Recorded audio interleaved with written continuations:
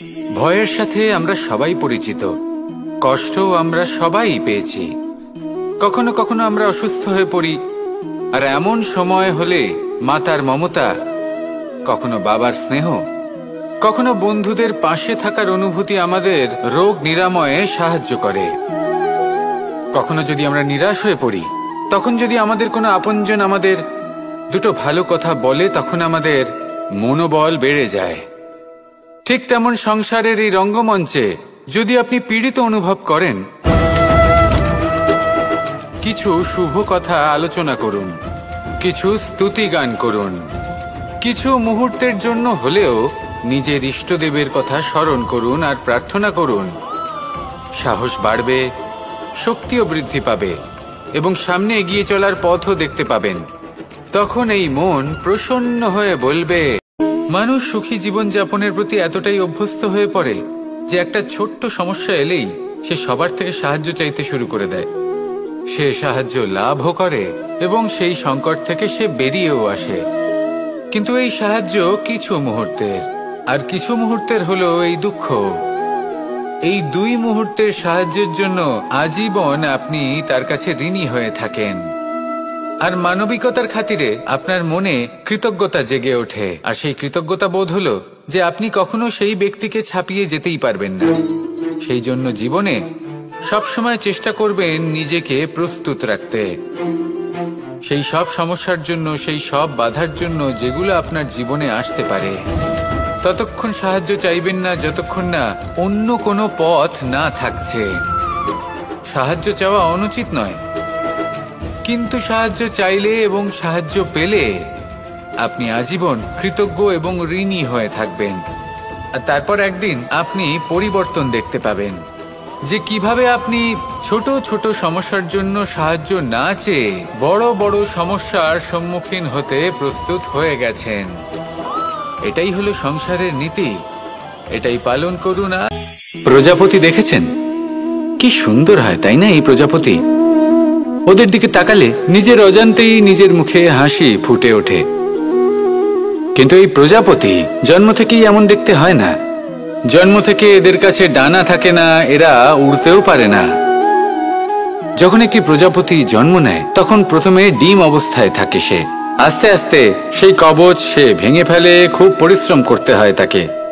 তারপর কীটের আকার ধারণ করে সে চলতে থাকে, অনেক কষ্ট সহ্য করতে হয়, অনেক পরিশ্রম করতে হয়। তারপর তার রূপ বদলে যায়, তারপরে তার ডানা গজায়, তারপরে সে উড়তে পারে। এই নিরন্তর পরিশ্রমই সাফল্যের মূল মন্ত্র হয়। কখনো কখনো প্রতিভাও কম পড়ে যায় যদি নিরন্তর পরিশ্রম না করা হয়, যদি সমর্পণের ভাব মনে না থাকে, দৃঢ় নিষ্ঠা না থাকে। আর কখনো কখনো সেই ব্যক্তি যার মধ্যে বিশেষ প্রতিভা থাকে না, সেই ব্যক্তি নিরন্তর পরিশ্রম করে, নিজের মনে সমর্পণের বোধ জাগিয়ে তোলে, দৃঢ় নিষ্ঠার সাথে কর্ম করে আর সাফল্য লাভ করে। সেই জন্য আপনি জীবনে যেখানেই পৌঁছে যান না কেন, নিরন্তর পরিশ্রম করতে থাকুন। তবেই আপনার ভবিষ্যৎ রঙিন প্রজাপতির মতন গগনচুম্বী হবে। তবেই এই সংসার আপনাকে দেখবে এবং নিজের অজান্তেই এই সংসার নিজের মুখে হাসি ফুটিয়ে তুলবে এবং এই সংসার আমার সাথে ভালোবেসে বলবে, রাধা রাধা। মানুষের এই সংসারে জীবনযাপন করার জন্য কিছু জিনিসের প্রয়োজন পড়ে। এমন কিছু আবেগ, এমন কিছু বস্তু আছে যেগুলো তার প্রয়োজন হয়। কিন্তু সব থেকে বেশি যে জিনিসটা তার প্রয়োজন হয় সেটা হলো সম্মানের। আমাদের ভালো লাগে যখন কেউ আমাদের সম্মান করে। আমরা কাউকে সম্মান করলে তারও সেটা ভালো লাগে। কিন্তু আপনি দেখবেন যে সংসারে বেশিরভাগ মানুষ দুটি মাপদণ্ডের ভিত্তিতে সম্মান করেন, হয় বয়স দেখে করেন বা উপার্জন দেখে, অর্থাৎ সেই ব্যক্তি কতটা উপার্জন করেন। এবার ভেবে দেখুন, এটা আবশ্যক নয় কারোর বয়স যদি বেশি হয় তার বুদ্ধিও ততটাই বেশি হবে। আবশ্যক এটাও নয় যে কোনো ব্যক্তি যদি অত্যন্ত ধনী হন বা তার মনও নির্মল হবে বা তিনি সৎকর্ম করবেন বা এমন কোনো কর্ম করবেন যাতে উনি সম্মান লাভ করতে পারেন।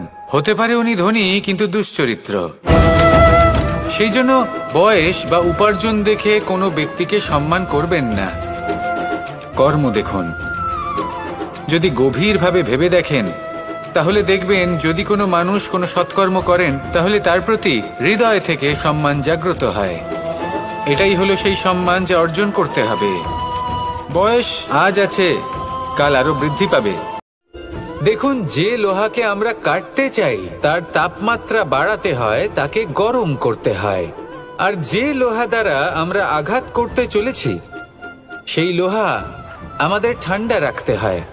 অর্থাৎ ঠান্ডা লোহা গরম লোহাকে কেটে দেয়। এবার এই শিক্ষা কি আমাদের জীবনে যথেষ্ট নয়? আমাদের জীবনে অনেক সমস্যা আসতে পারে, কিন্তু আমাদের এই বিষয়ে বিশেষ খেয়াল রাখতে হবে যে আমাদের মনকে আমরা যেন ঠান্ডা রাখি, এই মস্তিষ্ককে শান্ত রাখতে হবে।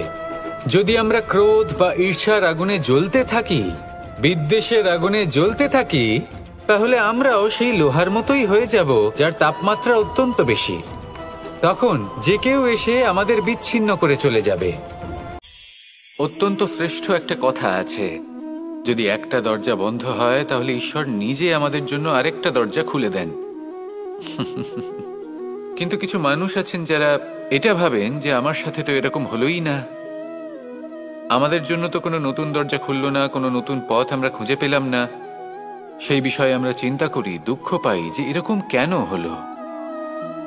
কখনো কখনো নতুন দরজা উন্মুক্ত হয়, কিন্তু পুরনো যে বন্ধ দরজা আছে তার সামনেই আমরা দুঃখী হয়ে বসে থাকি, আর এমন ভাবে বসে থাকি যে নতুন দরজার দিকে আমাদের চোখই যায় না। কখনো কখনো ঈশ্বর জেনে শুনেই আমাদের জন্য নতুন দরজা, নতুন পথ উন্মুক্ত করেন না, কারণ তিনি চান যে আমরা যেন পরিশ্রম করি, কর্ম করি, নিজেকে আরো বেশি শ্রেষ্ঠ করে তুলি, সক্ষম হই, আর নিজের পথ আমরা নিজেই খুঁজে নিই।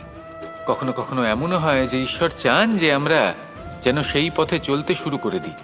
ভবিষ্যতে গিয়ে ঈশ্বর আমাদের সবকিছুই প্রদান করেন। মনে রাখবেন, যে ব্যক্তি নিজের বাড়িতে এসে নিজের দুঃখ নিয়ে বিলাপ করতে থাকেন, সুখ তার দরজায় পৌঁছে গিয়েও বন্ধ দরজা দেখে ফিরে চলে যায়। তাই দুঃখ আমাদের সকলের জীবনে আছে, কিন্তু সেই দুঃখকে আঁকড়ে ধরে বসে থাকবেন না, তাহলে আপনি আসন্ন সুখও ভোগ করতে পারবেন না। আসুন আমার সাথে ভালোবেসে বলুন, রাধা রাধা।